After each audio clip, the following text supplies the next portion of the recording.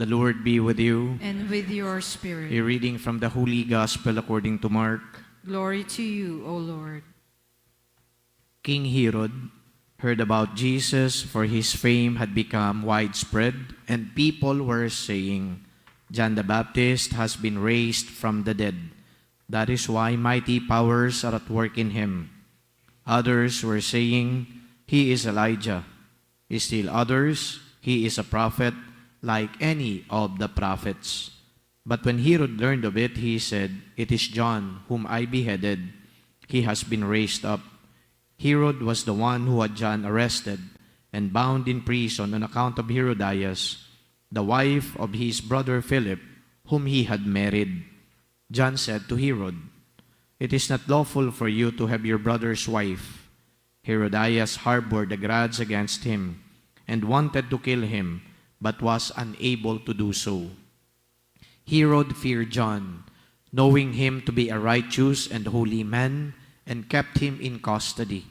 When he heard him speak, he was very much perplexed, yet he liked to listen to him. Herodias had an opportunity one day when Herod, on his birthday, gave a banquet for his courtiers, his military officers, and the leading men of Galilee. His own daughter came in and performed the dance that delighted Herod and his guests. The king said to the girl, ask of me whatever you wish, and I will grant it to you. He even swore many things to her. I will grant you whatever you ask of me, even half of my kingdom. She went out and said to her mother, what shall I ask for? Her mother replied, the head of John the Baptist. The girl hurried back to the king's presence and made her request. If you want, I want you to give me at once on a platter the head of John the Baptist.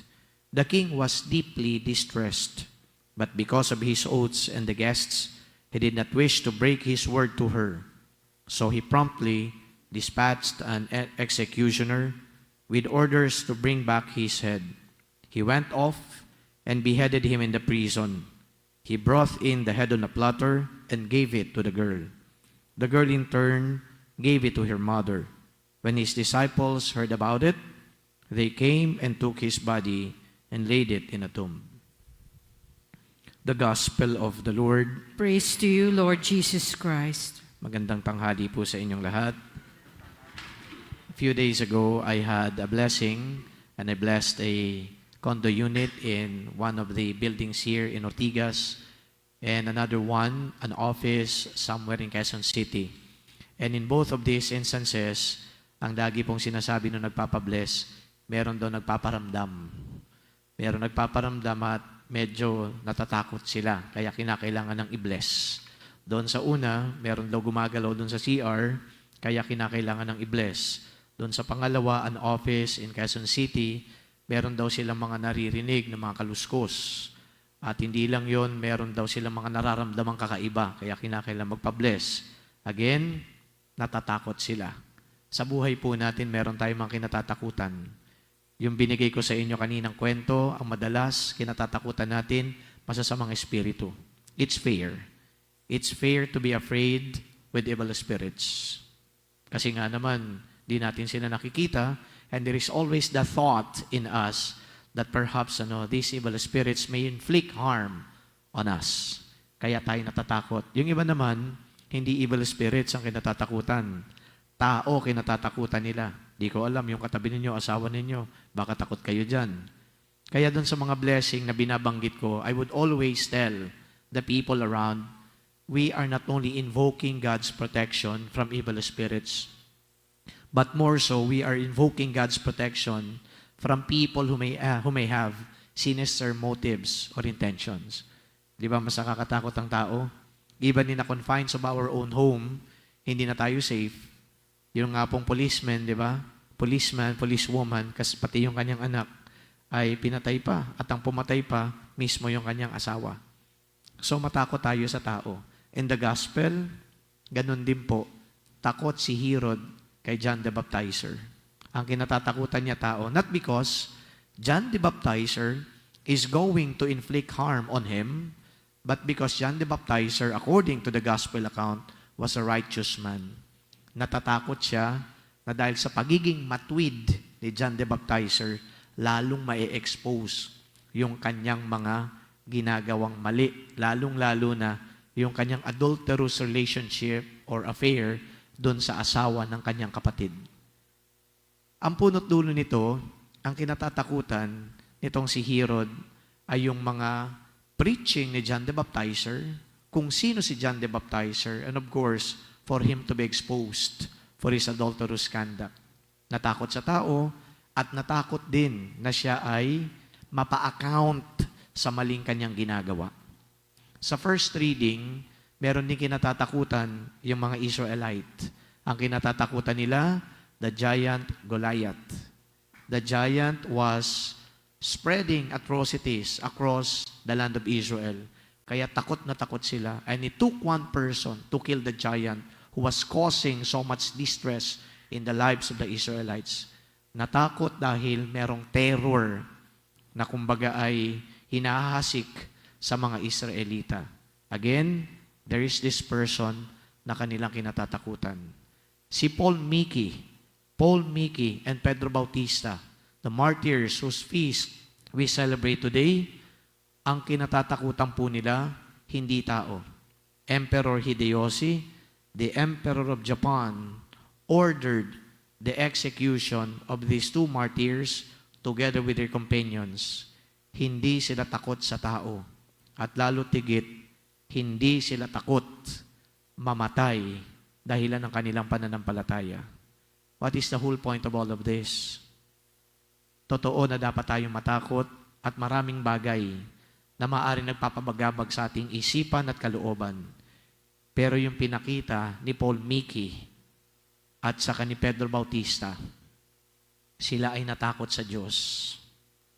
Dahil kung itatatwa nila ang kanilang pananampalataya, it is an affront to God. And they don't want to do it. Ganon din po naman siguro si Herod.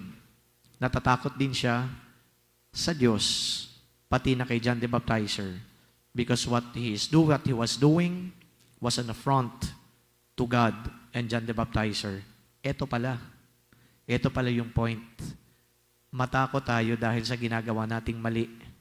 At lalo tigit matakot tayo dahil ang Diyos, darating ang araw, will have to take us to be accountable for what we did. Nanindigan si Paul Miki and si Pedro Bautista na hindi kailanman babaliktad sa kanyang pananampalataya kahit na may nakaambang kamatayan kasi takot sila sa Diyos. They'd rather die than give up the faith. Tayo ho, hindi ko alam kung natatakot pa na gumawa ng mali. Samantalang ang paggawa ng mali ay malinaw na pagtalikod sa Diyos. At di si Herodes mukhang natakot pa dahil yung alam niyang ginagawang mali sa mata ng Diyos ay hindi dapat at hindi basta-basta mapapatawad. Now, we see here different personalities, different stories. Pero I think yung common factor sa lahat ng ito, may takot sa Diyos. Today, my dear friends, brothers and sisters, I challenge you. If you do something bad, if you do something evil, may nararamdaman pa ba tayong takot? O di kaya, mas lalo na lang tayong nag-i-enjoy sa ginagawa nating mali? May nararamdaman pa ba tayong konsyensya? O di kaya, wala na yung konsyensya dahil masarap na ang pakiramdam ng ginagawa nating mali? Brothers and sisters, today, we see all these people giving up their life for the faith, fearing John the Baptizer because of his wrongdoing, and of course, the Israelites also fearing God. Kinakailangan ipakita nila ang kanilang pananalig sa Diyos kesa sila ay sumurrender sa pang-terrorize ng kanilang mga kalaban. Para sa Diyos lagi. Fear of God is very important. If you do not anymore fear God, then we exercise our freedom na lalo pang magpapalubog sa buhay natin. Hilingin po natin ang paanyaya ni Juan Bautista, Paul Pedro Miki, and companions, nang sa gayon, ang takot na ito ay mananatili sa atin. There will come a day we will have to account. But then if we're confident that we have given up everything for the Lord, then we don't have to fear anymore because God is going to give us life eternal. Amen.